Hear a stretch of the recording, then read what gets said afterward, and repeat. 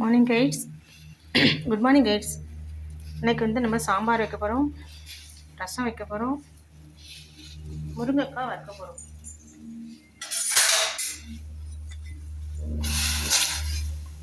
முருங்கைக்காய் தண்ணியில் போட்டாச்சு.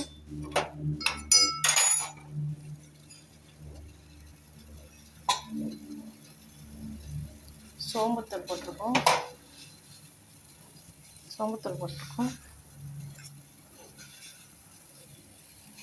காஷ்மீர் சில்லி பவுடர், கொஞ்சமாக கொரியண்டர் பவுடர்,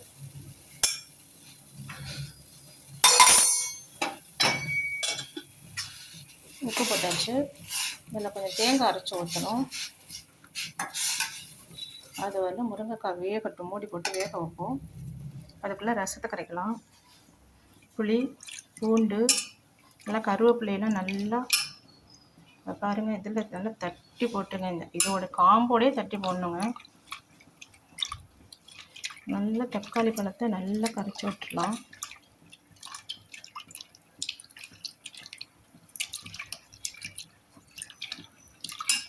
தக்காளி பழத்தை நான் இந்த சாதத்திலேயே வேக வச்சுட்டு எடுத்தேன். லாஸ்ட்டாக உள்ளதை இந்த அடியில் உள்ளதை எடுத்துடலாம்.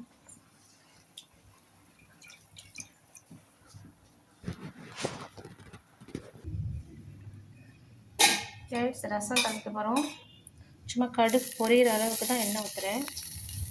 எண்ணெய் ஊற்றாமல் சமைச்சா யாருமே நம்ப மாட்டேங்கிறாங்க. அதனால் லைட்டாக எண்ணெய் ஊற்றிக்கிறேன். சூடாகிட்டு கடுகு போட்டுருவோம். கடுகு போட்டாச்சு. கடுகு வெடிச்சிட்டோன்னா ரசத்தை ஊற்றிடுவோம்.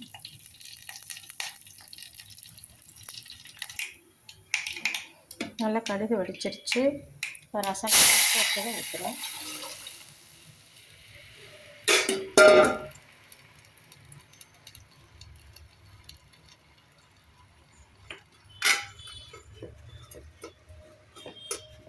ரசத்துக்கு தேவையான கல்லுப்பு போடுறோம்.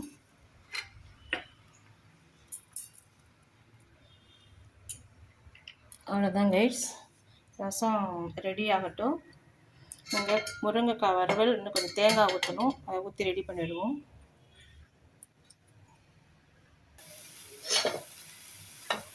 ரசம் கொதிக்க போகுதுங்க. ஆஃப் பண்ணிட்டோம் கைட்ஸ். நம்ம ஆஃப் பண்ணாலும் இந்த மண் சட்டியில் உள்ளது கொதிச்சுட்டே தான் இருக்கும். அதனால் நம்ம என்ன பண்ணலாம், கொஞ்சம் தண்ணி ஊற்றிக்கலாம். தண்ணி ஊற்றினா கொதிக்கிறது ஸ்டாப் ஆகிடும். இங்கே முருங்கைக்காய் வறுவல் ரெடி ஆகிடுச்சு.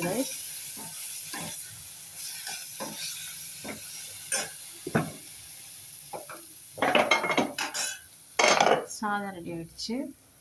சாம்பார் வச்சுட்டு பார்க்கலாம்.